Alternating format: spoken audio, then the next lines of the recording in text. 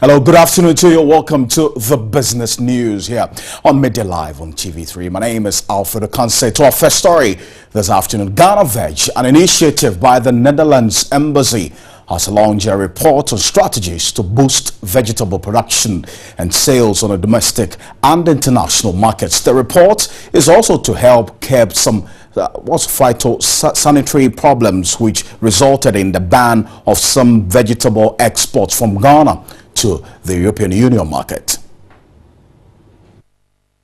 In September last year, the Food and Vegetable Office of the European Commission placed a temporary ban on the export of some vegetables from Ghana to the European market. Some of the reasons for the ban was pest infestation of some vegetables. At a business meeting, the Minister for Food and Agriculture, Alhaji Mohamed Muniru Limuna, said the only way to sustain the vegetable value chain is to adopt safe and responsible practices. I commend the leading effort of Ghana Veg and its partners in their application of world-class agronomic practices to the vegetable industry. Organizers of the program Ghana Veg also launched a 2016 handbook on vegetable business opportunities, which presents key business cases and strategies in increasing vegetable production and sales in the domestic and export markets. The report highlights ways to deal with the challenges which necessitated the ban. We have modules for training agronomists on agronomic practices. About 30 of them are enrolled now, and each of these agronomists, they work with about 50 to 100 farmers. So in the end, we want to reach about 5,000 farmers that have improved practices, that can produce better quality, more vegetables here for the market in Accra, but also in the local towns and cities. The acting Netherlands ambassador to Ghana, Cecilia Veges, is confident the new report will help vegetable companies to get the required information to innovate and expand their business.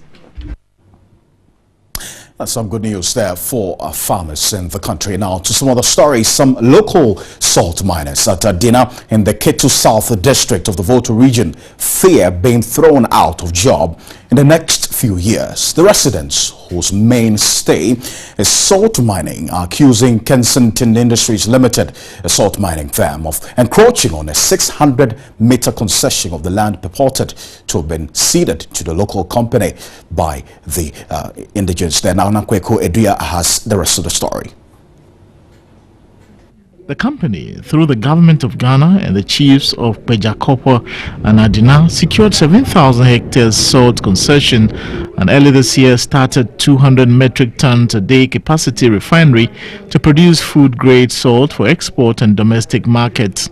Due to agitations from residents in the area, the company ceded 600 meters of its concession to the people. Although they claimed they needed a bigger area because salt winning is their mainstay, the people are now accusing the company of encroaching on a 600-meter concession of land. The livelihood of the people in the area depends on only two things. We have the sea and the lagoon.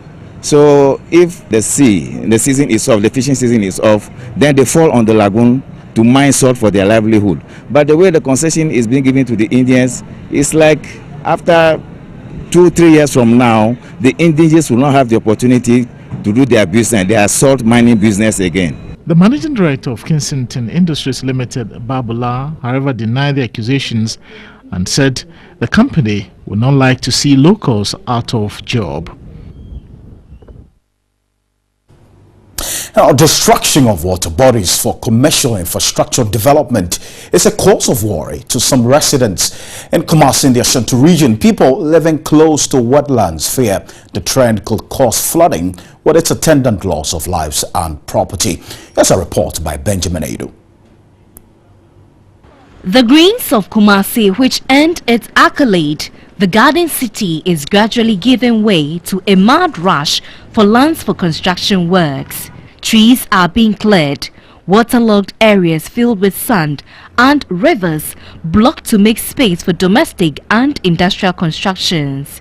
At Daban, a suburb within the metropolis, an unidentified private developer has filled up portions of waterlogged area for project construction to begin.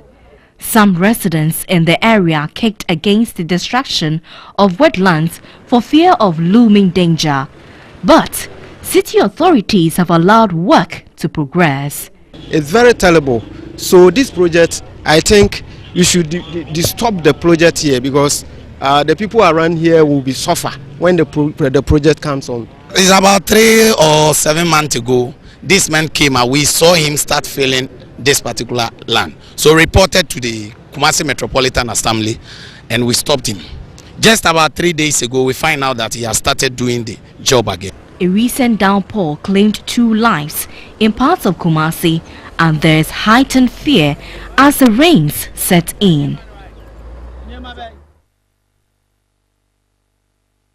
Well, that's it for business.